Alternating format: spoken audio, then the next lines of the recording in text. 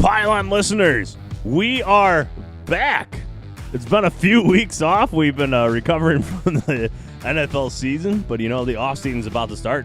Actually, when we're recording this is the first day teams can start franchising players. They have 2 weeks to do so.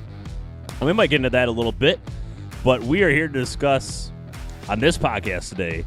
Well, before we get into it, let me introduce the rest of the Pylon crew. So I'm Big Z representing the Detroit Lions. Let's get to the rest. So we got Kinger representing the Packers. Boys, good to be back with you. Feels like it's been quite some time. Go Pack. Then we got Remy representing the Vikings. Skull to the bowl, purple rain and control. Go Vikes, baby. And then last but not least, we got Barney representing the Bears. The Allen Robinson watch has officially begun. All right. So, we got a lot to talk about here, but what we're going to do just to kind of focus the conversation. So each of us are going to kind of be an acting GM for each of our teams. And what we're going to do, we're going to discuss one free agent that we would like to sign, one trade that we'd like to make, and then what we're going to do day one of the draft. And some of these might overlap a little bit. So we're going to go around to each of those. But first, gentlemen, we're going to start off with one free agent signing you want to see. And let's throw it over to you, Barney, first for the Bears. What are they going to do in free agency here? Who is their number one target? Honestly, for me, you don't have to look too far when it comes to a free agent signing. I think it'd be a really big mistake to let Allen Robinson go. He's just one of those wide receivers that, he's getting the ball, or he's getting like 13 or 14 looks each game, and it's just up to the defense if they can stop him, and they usually don't. He's been a big possession receiver for the Bears. He's been instrumental in moving the chains on an offense that doesn't move the chains well without him. So for me, Allen Robinson has got to be the guy. I cannot believe that we haven't signed him or extended him during the season and took care of other guys like Tariq Cohen in the process. But for me, I'm staying in house. I want AR-15. I'm sorry, AR-12. Back on the Chicago Bears. And what do you think the likelihood of that happening is? Have you heard any rumblings? What is the likelihood of that? So the business side, I think the most likely scenario is probably that we're going to issue a non-exclusive franchise tag that basically allows other teams to negotiate with him. And if they sign him to an offer, the Bears have a chance to match it. However, with the non-exclusive franchise tag, a lot of teams will be reluctant to try to, put in an offer if they really don't want them, because sometimes it's a strategy to try to just up the price, to make maybe a divisional rival have to sign a higher contract than normal. But with the non-exclusive, if a team takes him, like if they were to make an offer and the Bears don't match it, the Bears get it might be two. I know it's 1 first-round pick. So I don't think there will be too many offers to him. Right now, the franchise tag would most likely be around $17.8 million. If that's applied, I think that's the most likely scenario. But unless we sign him and trade him, I just can't see us fumbling this decision here. All right. What do you guys think? Is Allen Robinson coming back to the Bears? I would say, well, based on that, I didn't heard all those details. My first guess was going to be no. I don't know why you'd want to come back. But maybe he will if that's going to be the situation that plays out. And especially with a year with lower salary cap and veterans probably getting a little less money, that might be the best option. I would have guessed no as well. It just kind of seemed that he was pretty unhappy with the Chicago Bears organization as the season progressed last year. With the quarterback situation still being pretty shaky in Chicago.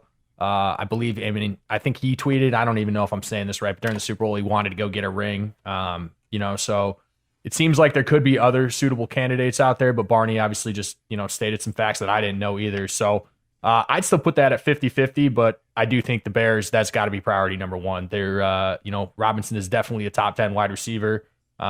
when he's healthy in the league, and that's definitely one that I don't think they'd want to let go.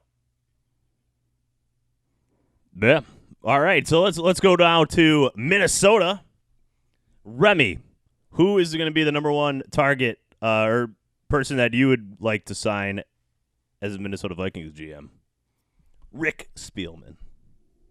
Yeah, so I think it makes most sense to, when you look at this Vikings roster coming up, you look at the defense first and foremost, and you're getting guys back that you didn't have last year, like Danielle Hunter, Anthony Barr, Eric Hendricks for the last couple games of the season.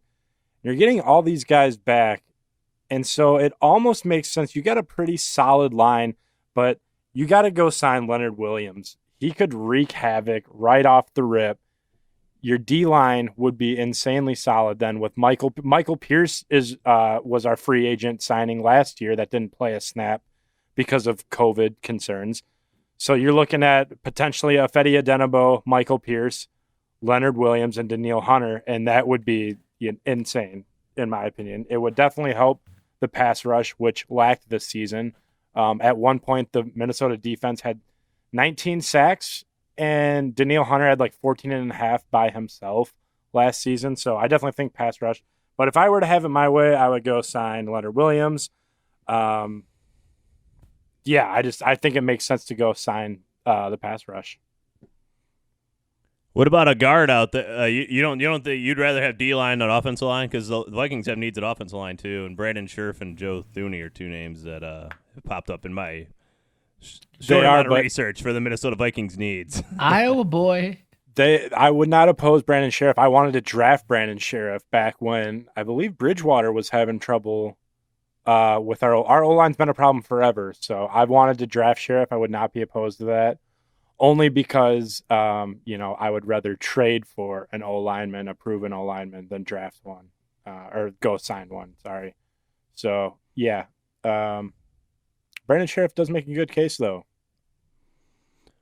What do you guys have any reaction to Leonard Williams going to Minnesota? I have his projected contract would be 4 years, $20 million a year. That's what at least looking at PFF here, they have like all the projected salaries, and that's what his projected contract is right now. Would you pay $20 million for Leonard Williams? I think he's definitely worth that amount of money. He played really solid in New York, both teams. But for me, when I'm looking at the Vikings defense, I don't necessarily think the D line is the issue, especially with the guys coming back. I would more so point the arrow at some of the other positions where you need veteran leadership. But I mean, at the same time, would Leonard Williams make that defense a hell of a lot harder to score on? Yeah, absolutely. Yeah, for sure. And I think where he really excels, Remy, is the run defense, not as much as pass rush, actually. That's where he gets the higher grade, at least, normally. That would help, because I believe we were almost dead last in run stop.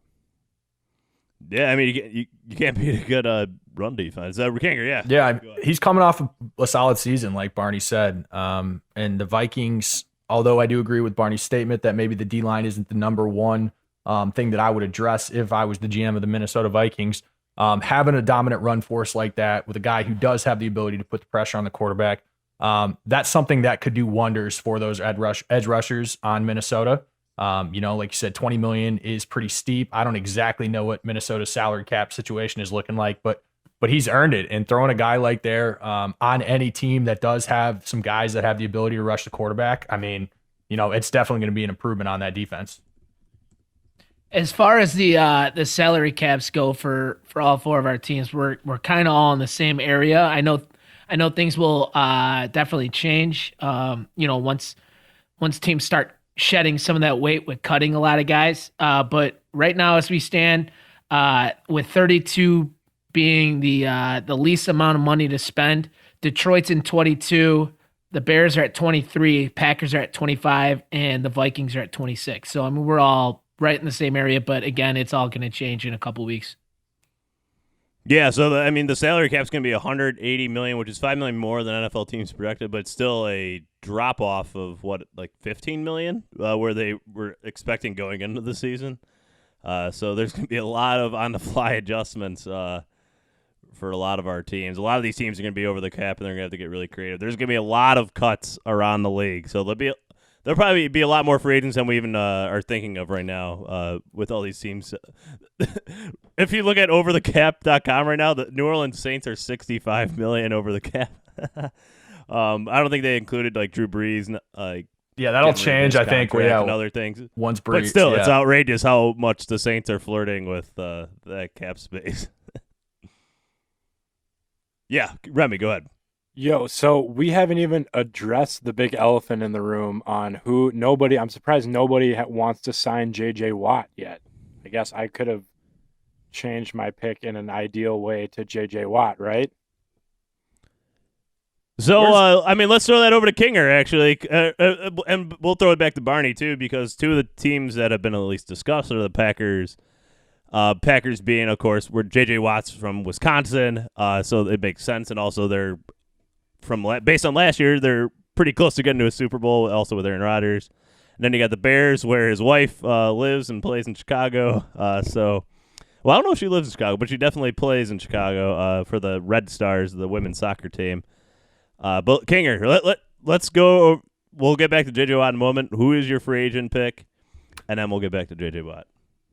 J.J. Watt's obviously been a name, like you already mentioned, that has been thrown around Green Bay a whole lot. And it seems to be, just based on what I'm seeing on Packers Twitter and the people I'm talking to, that seems to be the guy who a lot of Packers fans want to make a move for.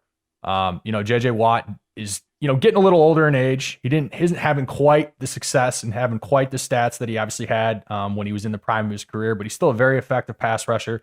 Still one of the most double team guys in the league. So he absolutely could be somebody that could be beneficial to Green Bay and help them on the defensive side of the ball. But if you're asking me, it seems like it's trending that he wants a lot of money. And like we kind of talked about in regards to the salary cap situation, I don't know that it's worth it, in my opinion, to throw the house at J.J. Watt. Because although I do think he would be, an impactful player on the defense, I really like our young pass rushers. Zadarius Smith, still in his late 20s. I wouldn't necessarily describe him as young, but Rashawn Gary really came on strong last year. I think drafting potentially, we have a couple other young guys as well behind him that are showing some promise. So I don't know if, utilizing what little cap space we have, throwing it at J.J. Watt is necessarily what I would do in that position.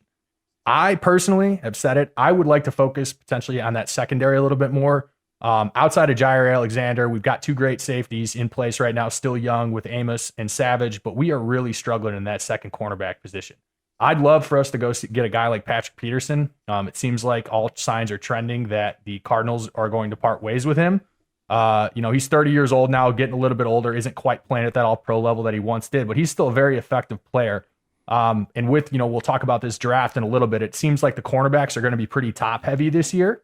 So it might require the Packers to move up a couple spots if they really want to go get one of these elite guys in the draft this year. I think bringing in a veteran like Patrick Peterson, think we'll probably be able to get him at decent value, putting him alongside Jair and help mentor some of those young guys in the secondary.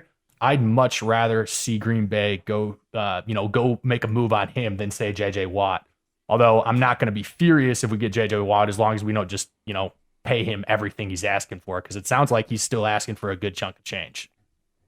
Just a good time to remind you of Kevin King's performance in the NFC Championship. No, game. It is not. I love that. It is. I it was is not. just about to bring that up. Good thing you never bought his jersey, man. I know, dude. And it's funny. My number growing up and everything was 20, so I always thought it would be sick. When he got drafted, I drafted number 20 King, like my old high school playing jersey number that I wore for everything. Yeah. But I can't go get a Kevin King jersey. That would have been a terrible purchase.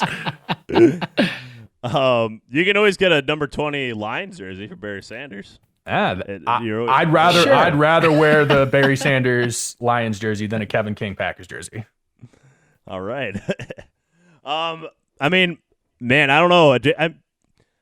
J.J. Watt seems to disappear in some of the games lately, though. Do you think he still has enough motor to be an impactful defensive player? That's another thing I do, because tried to understand about him, because the rest of that Houston D-line was really bad. So I think he got double teamed a lot more than I have gotten to watch the film to completely understand, but that's my understanding. That's the thing. He's the second most double team guy in the league, defensive lineman in the league this year. It's like when we say like Khalil Mack hasn't made any plays during this Bears game, but he's impacting the game in other ways that maybe don't show up in the stat sheet, and that's kind of what J.J. Watt's been doing on the Texans, at least this last year. That defense was horrible, and he was the best player on it by a mile. So it's a little hard to say. Like when you say his stats were down and stuff, that'd be the argument against that, I suppose. Yeah, and honestly, I think he'll have a residual effect on if he goes to a team. I think he would be if he doesn't cost an arm and a leg, I think he would be a good landing spot for any contender. But like with the Packers, he could be instrumental with the young guys. Even if he's not the exact all-pro guy he brings that mentality, that lunch pail mentality, and when that gets deep in the season, that can do a lot to bring out the best in some of the guys that maybe are the unsung heroes that show up late in the season and really help a team. So I don't think the Bears have a shot at getting them. We don't have any money. We already are the most expensive defense in the league. The only way we could get him is if Portillo, if he really loves Portillo's and Lou Malnati's enough, because they have offered lifetime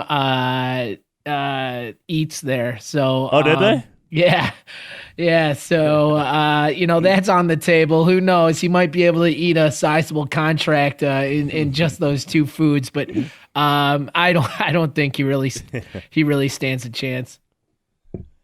Yeah, I'd be shocked if he came to Chicago, just because of when you think of you trying to win a ring, especially where he's at in his career.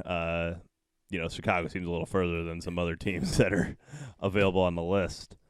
And then, King, going back to you, who are the top cornerbacks available right now on the market? Oh, William Jackson's out there.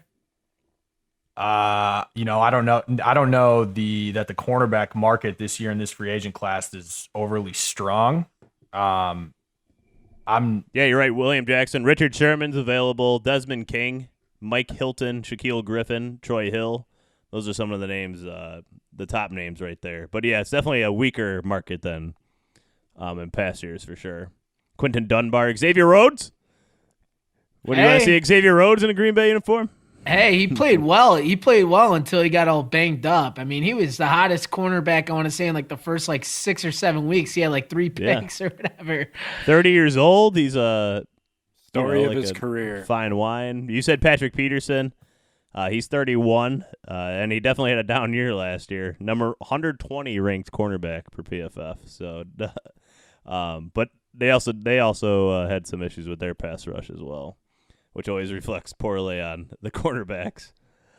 So, yeah, those are some names to throw out there from the cornerback position. But, yeah, definitely a slightly weaker year maybe than in years past right there. So, let's move on now to Detroit. My Lions, we already explained their salary cap, that they're right on the edge of being over or under. Like, they're flirting with that. They're also in a retool mode. I'm saying retool because no one in the building is saying the word rebuild. They like using the word retool. I don't know if the HR department or their what do you call it? The marketing department must have said, let's use this word. It goes better with the media or something. I don't know. But either way, they're retooling the roster for the next few years. So the Lions are not going to be huge players in free agency, I believe. They're not going to go sign a Trey Flowers type contract like $90 million. But I do think they're going to sign someone kind of young. And I have 2 names on the list, and I can't decide which one. But I do think they're going to go back to a 4-3 type defense. They have Todd Wash as their defensive line coach. The Jacksonville Jaguars defense coordinator the last few years. And I think that's going to reflect on what kind of D lineman they want. So there's 2 guys I have in my mind. This would be surprising if they got him, but I'd love it. He's 25 and a half years old right now. Carl Lawson, 4 years, $13 million a year is what his projected contract is. But underrated pass rusher, number 14 for PFF last year from the Cincinnati Bengals. That's probably why no one pays attention to him, because he plays for the Cincinnati Bengals. But, man, the guy is a good athlete, good player. And and the Lions desperately need pass rush. I mean, Leonard Williams would be the ideal guy, but the Lions are not shelling out $20 million for an interior D lineman this year. So because they need more than anything an interior D line pass rush, but they're not getting that. So they can at least get some help out the edge. The other one, I mean, they can always re-sign Romeo Okwara. I don't know what his expected contract is. I'll be really fascinated to see if he gets 11 or 12 million, because he's kind of like a one-year wonder right now. He's progressively been getting better, but I don't know. That'll be hard to say. But right now, my pick is Carl Lawson. The other one I had on my mind was Trey Hendrickson. If we can get him, I love watching him play too. Just from a fun standpoint, is Trey Hendrickson. I love that he plays with no gloves on his hands. No D lineman in the league. He's the only one I know of right now that plays with no gloves on his hands. So he sticks out like a sore thumb on the field. But I mean, he's on the upward trend. He's 26 years old, so he's still a really young guy too. And if the Lions want one of these guys that they signed to be around for a while to build that roster that they want, then that's who I'll go with. But let's move on now to one trade we'll make, and this one might. So and this could combine kind of with what you'll do on day one of the draft, I guess, because I think at least me and Kinger, I know, might combine these two categories. So let's start with you now, Remy, though. What's one trade that you have on mind as a GM? So this is where we go and we trade for Orlando Brown, not the actor, no. The tackle for the Ravens. This is where I think Minnesota finally gets a good, solid tackle. You can either cut Reef and save a bunch more money, or move them over at guard and solve our guard issue. But I think trading for Orlando Brown makes some sense. We obviously have a first round pick. I believe we have like 3 third rounds and like 4 fourth rounds. We're pretty loaded, other than having a second round pick. So whatever you got to do to get it done, I think trading for a tackle makes the most sense if you're Minnesota. All right. I mean, they definitely need offensive line help, like we were saying earlier, for sure, Remy. Let's go now to Barney, and I'm really interested to see if you have a quarterback here that you're going to trade for. Because I mean that's what all the talk is, at least in Chicago right now, is trade. Carson Wentz was on the table for a long time. We never got to talk about that here on the pod because we took a little, layoff when all that talk was going on. But you end up not getting Carson Wentz, probably to. It seemed like the joy of all Bears fans that they didn't end up trading. For him. We didn't even make an offer. Everything that you guys are, we're sending in the chats, I mean, was all malarkey. There was. Don't you love all these Twitter insiders now? Like somebody with 1,300 followers is like trying to be the guy that breaks the news. Yeah. When someone sends me one of those and I see like this guy has 1,000 followers, pass. Yeah, I'm really happy we didn't trade for Carson Wentz. The easy answer here, the cop out, is just bucking up and going for Deshaun Watson. He's somebody that it's just, for me, is just a winner. And if you were to match him up, I believe with our defense being as good as it is, I think he's the guy that we can depend on to cross that 20-point mark. However, I don't really know what that kind of proposal would have to be. Somewhere around 3 picks, and honestly, I don't even know if Pace and Nagy are going to be around for so long. So I won't dive into something like that. I actually had Mr. Brown as my trade target as well. And for a few reasons. He's voiced his displeasure with playing as a right tackle. He told the Ravens that he wants to play for a team and be a left tackle.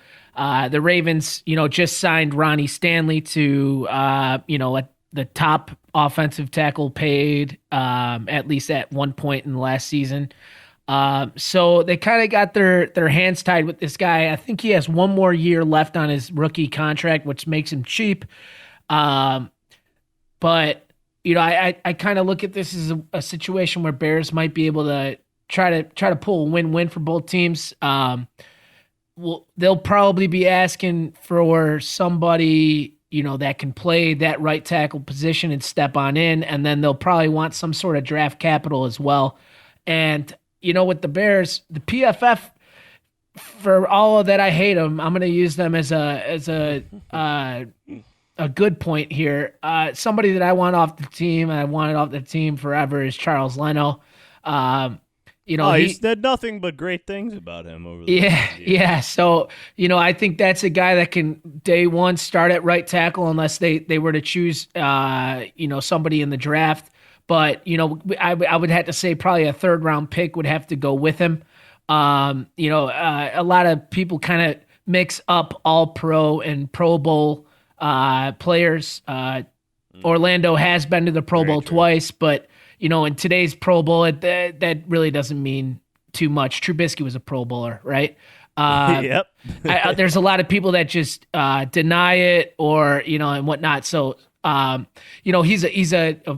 played very well. I'm not trying to knock on him, but he could come cheaper. What does the trade look like then? What are you giving up? I think you'd give him Leno to start in at right tackle and then some draft compensation, which I would say is probably like a third round pick or something like that. I wouldn't go too crazy, but the leverage really isn't with Baltimore. If you got a player saying he doesn't really want to play at that, at that right tackle position, and at the end of the day is basically saying once the year is over, I'm gonna definitely be looking free agency. So, as long as it's reasonable, I would say let's go out and scoop up Orlando Brown, because I don't know if you guys were paying attention in the Super Bowl, but Patrick Mahomes, having been rushed and hurried 38 times, that is exactly the Patrick Mahomes that would have been a Bear. Like that, like behind the line, fighting for his life, making incredible plays. But that is the Patrick Mahomes that would have been a Bear every fucking game. That's true. I would agree with that. So does that mean we're giving Mitch Trubisky a break and he's actually a way better quarterback? No, well, I mean, I'll give anybody that's under center in Chicago with the offensive line that we tried out. I mean, I must have talked about it every fucking podcast. But I will say at the end of the year, some of the guys really stepped up, and it definitely ended on a much higher note, and it's a much easier fix than what the first 6 or 7 games were kind of showing us. So I think offensive line's got to be where the Bears look early in free agency or early in the draft. I don't really give a shit. It's got to be priority number one. Definitely. All right, let's go over to Kinger now. And I think you're going to mix a little bit of our third category in with this one, right? So what the next category is what to do day one of the draft. So go for it, Kinger. There are a lot of options here, a lot of scenarios that I could see panning out for the Green Bay Packers here, right? And I know we're talking trades, and I think realistically the most likely trade scenario for Green Bay is going to be on draft day. And, I'm sure Jordan Love's replacement. Exactly. we could flip Jordan Love right now, that's what people are saying. Give him for 1 year on the bench and just flip him, keep Rodgers for the next 5 years. That could actually be a thing, if Rodgers keeps playing at elite level one day to have a conversation. But yeah, not right now. And I think it really is going to come down to, how this board goes on obviously draft day, right? The 3 needs that I think Green Bay needs to address going forward is we do need another cornerback, like we already talked about. I think we could use another offensive lineman, specifically a tackle, although we do have some depth there. And then wide receiver is always going to be, something that we could be potentially looking to add. But I do like our core 3 coming back next year with Adams, Lazard, and MVS, because MVS really did come on strong towards the end of the year. He actually, drops are always going to be an issue with him, but he earned his performance bonus this year. played 75% of the snaps, and he's looking for him to have a breakout year. He's only second behind Tyreek in 2018 with the most 40-yard receptions. So definitely a solid deep threat there. Currently, and you get Funchess back too. We do get Funchess back, right? We'll see if he actually, continues to be a part of the squad or how much he actually impacts, but he does come back as well. So we currently own the 29th pick in the draft. Brian Gutekunst, I believe this is his 4th draft now going in. And he's made some trades. He hasn't been afraid to make some trades in that first round if he sees players that he liked. Going up and getting Jair, going out and getting Jordan Love last year. Hasn't made any massive moves. Kind of sticks. Green Bay's obviously been pretty good. So we've had those late 20s picks, but he's been sticking somewhere in, that 15 to 25 range. And depending on how that board goes this year, I could see him making a trade up, say with the Jets at 23, giving up a 3rd or 4th round pick and going to get one of those cornerbacks. I think Surtain will definitely be gone by that far, but I really like J.C. Horn. He's, 2nd or 3rd highest rated corner right now on most boards out of South Carolina. Big physical corner. Would love to see him in a Green Bay uniform. I think it would make sense. The Jets are still kind of in rebuild mode, trying to gain some draft capital as well. That could be something that, I could see Green Bay doing. If they stay at 29, and those corners are gone, because again, it does look like they're pretty top heavy. A guy that I would be targeting would be Christian Barmore out of Alabama. He really came on strong. Absolutely wrecked that national championship game. 6'5", 310-pound defensive lineman would do wonders for that defense alongside Kenny Clark and those edge rushers we already talked about. Not sure if he'd still be there at 29. I also think another likely scenario would be for them to trade back a few picks, say maybe to Jacksonville at 33. Maybe grab another 4th rounder or some of those early 2nd round picks. A couple wide receivers that could potentially be on the market there at that time would be maybe a Kadarius Toney out of Florida, a Rondale Moore out of Purdue, my guy who I absolutely love. Those guys are going to kind of be borderline 1st round wide receivers. And if you can gain some draft capital there, like I said, with that depth at corner not being quite what everybody's saying it is after the top first 3 or 4 guys, the wide receiver depth, however, seems like it could be is pretty solid this year. So, gathering some draft picks, trying to develop some of those young guys, those are definitely a couple scenarios that I could see Green Bay making some moves on. Way to throw Rondale Moore in there too, buddy. Absolutely. Well, unfortunately, always got to make sure to mention Purdue guys. I don't think Rondale's going to go 1st round, right? I do think that he's going. I do think that he's going to end up being probably a 30 to 45 pick. Maybe sneaks in the end of that 1st round, but more likely than not, I think he's going to be a 2nd rounder. And I would love to see him. We haven't had kind of a tool slot receiver like that in Green Bay. Same thing with Kadarius Toney. Both those guys are freak athletes. A lot of speed, have the ability to create separation. If we traded back, I think those are very likely candidates from them. If not, I think it's going to take us trading up to get a corner, and we'll see. Obviously we'll wait and see what happens on draft day. I think Tony's going to go like in the 15 to 25 range. That's my guess. Really? You think he's going to go that high? That's just what I've seen in mock drafts. Yeah. And he's kind of like a better version of Rondale Moore, at least right now. Rondale Moore, he's had a lot of injuries, right? He has a bad injury history. So injuries have plagued him, no doubt. I think that's a big factor too in where he'll go in the draft. No doubt. Freak athlete though. His spec when he's coming in, he just hit a 42. I remember his freshman year at Purdue. He was unbelievable. Yeah, he just hit a 42.5-inch vertical last week. So, thanks for giving me my moment to talk about my guy Rondale, guys. I really appreciate it. Yeah. Of course. Anything for you, man. Anything for you. All right, so let me move on to my Detroit Lions. And this also, so my trade also involves. I don't think the Lions are going to make any trade for a player. If it is, it's going to be like a 7th rounder and some, backup linebacker somewhere maybe that played for the Rams, just based on the Lions staff right now. But ultimately, I think what they're going to do as far as a trade goes, what I would do is trade back from this 7th overall pick. The Lions are building for the future. They need as much draft capital as they can get, especially with the salary cap being the way it is. And I think one of these quarterbacks is going to fall to number 7. And my guess is that the Washington football team is going to be the team that trades up for that quarterback. It's probably going to be, I would guess, Trey Lance. But you never know which quarterback might fall. And I think the Lions are going to get a pretty decent haul. They're at least going to get – so Washington's pick is 19th overall this year. But I think they'll at least get a second rounder in return and possibly next year's second or next year's first for that type of move up to the top 7. So I like that a lot. And then the Lions, when they start building up their roster and everything like that, they can then trade those picks later on for some other players of need, like they did at the Rams. So I really like the Lions trading back.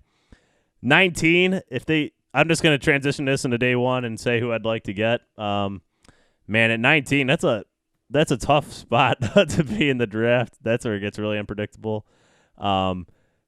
My hope would be, this is even at number 7, is that Micah Parsons is who I want most for this Lions defense. But he has some off-the-field issues that are pretty concerning with some sexual assault allegations. So I think that's why he might fall in this draft. And if the Lions don't get him at 19, I think that's worth the risk because the guy is extremely legit as an athlete and a linebacker. But if not, that's a reach, a more reasonable one. I've seen Rashad Bateman a lot from Minnesota, Remy. So he's slow, but he gets open. He's slow, but he gets open. But you mean to tell me you would trade back? I mean, if it meant getting the draft capital that you receive, you don't know if you're going to receive that. But you want to pass on potentially like your Jalen Waddles, your Jamar Chases, and Devontae It's tough. Smith. It's tough. Yeah, That is I think outstanding. Zach Wilson could even fall there. if Zach Wilson falls there, I would grab him in a heartbeat. Big Zach Wilson fan here.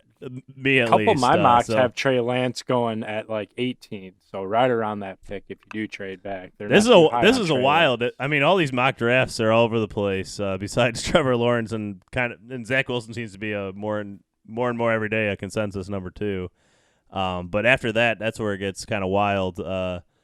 I've seen Trey Lance as high as number 4 and as low as like Jordan Love in the 30s. So see, as a Lions fan, if you guys trade back and were to take a Bateman or somebody, that would I don't be want Bateman, but that's me just who I've seen back.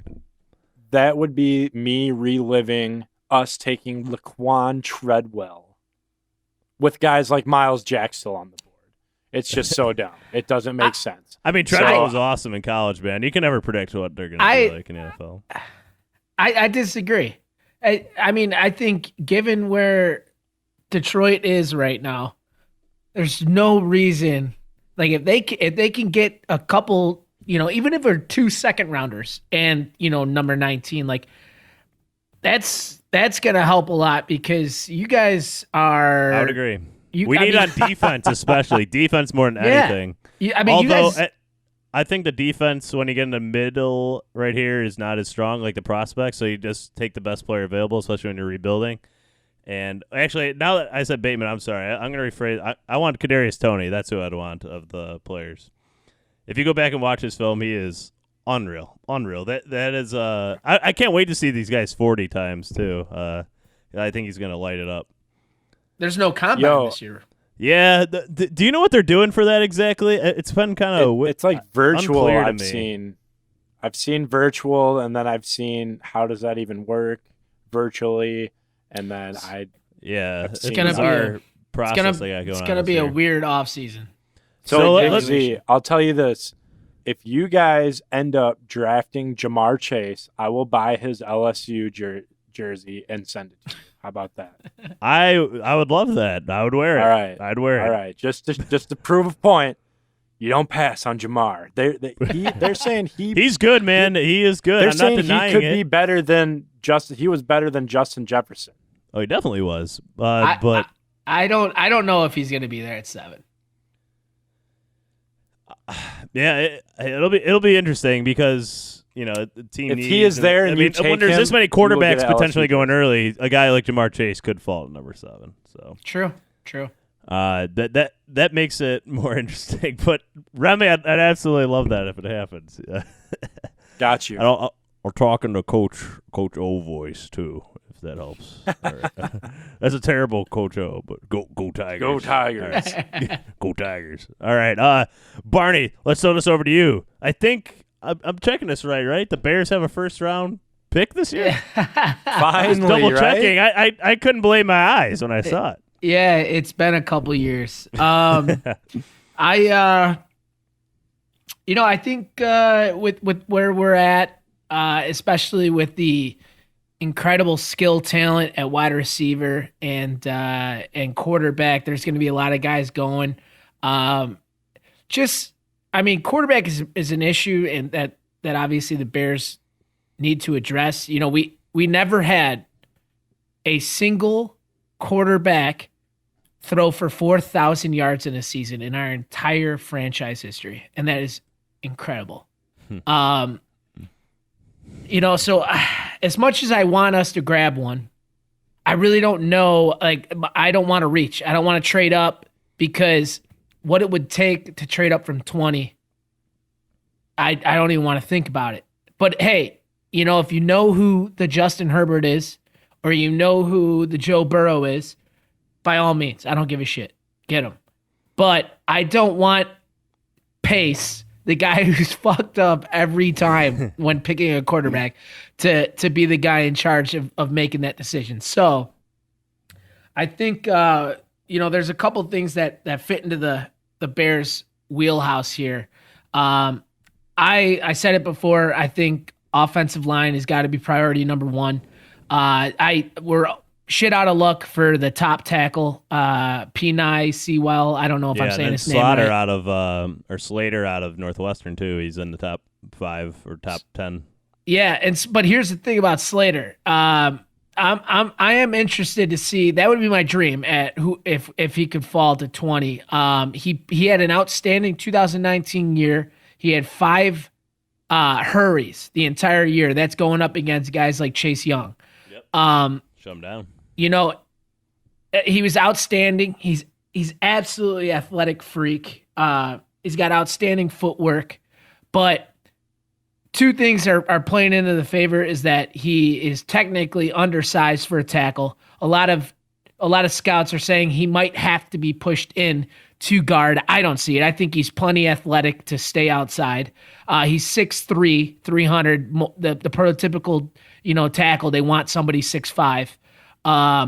So, he might not be the first couple, guys you got to be sure if you're picking, in the top 10, if you're going to go after him, he's got to be the guy that you like. And then also, he opted out, and again, with the whole offseason and what it's been and the what they're going to be able to do for the scouts, this could potentially happen. I don't think it will, but that would be my dream at 20. A more realistic opportunity would probably be Christian Darrisaw from Virginia Tech. He still might be gone right before that, but a lot of the mocks are going in like right around low 20s, early or end of the teens. But he's a monster 6'5" tackle out of Virginia Tech. Really strong hands. It's just somebody to take over for Bobby Massey and Charles Leno if he's gone too.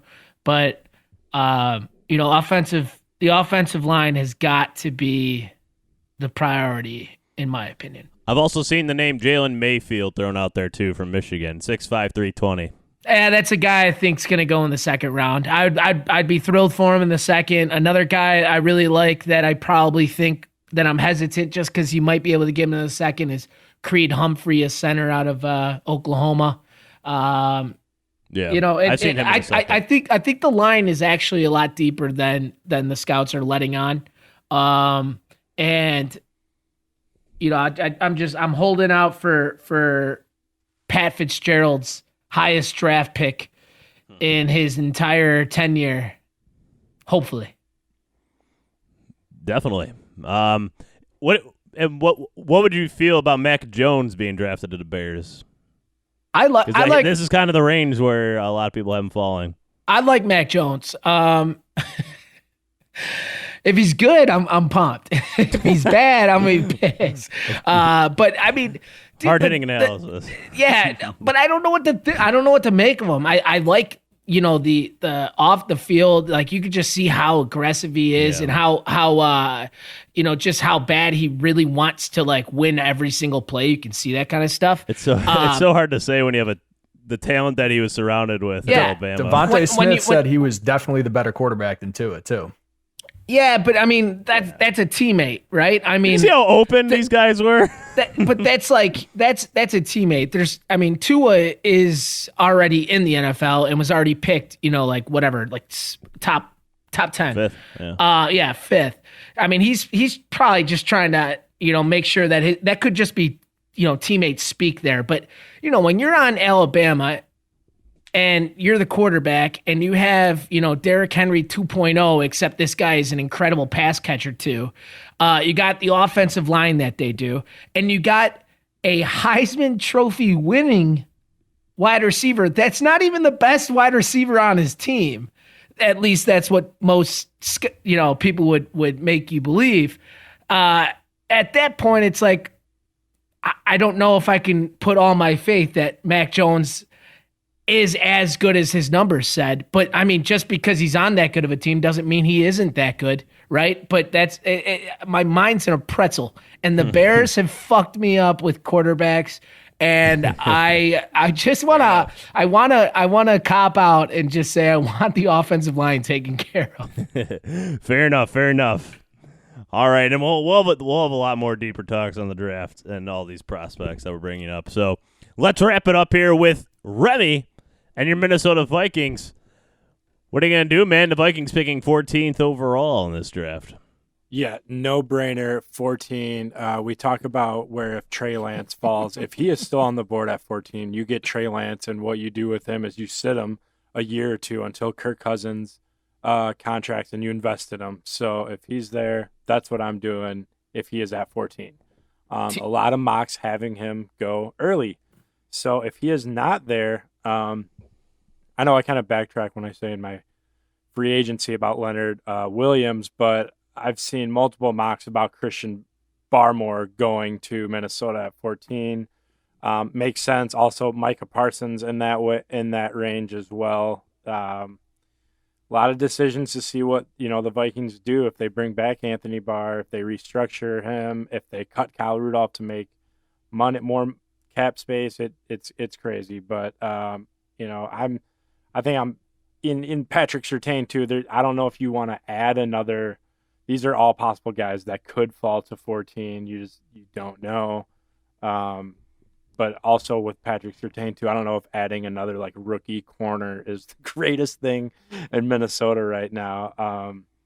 Assuming we address the corners in free agency, I'd be pretty solid with Christian Barmore, beef up the D line. So just to recap then, so your dream pick is Trey Lance. If right? he's there. I won't be upset your dream. if he's That's not why it's there. a dream. He's probably not going to be there. I guess, yeah.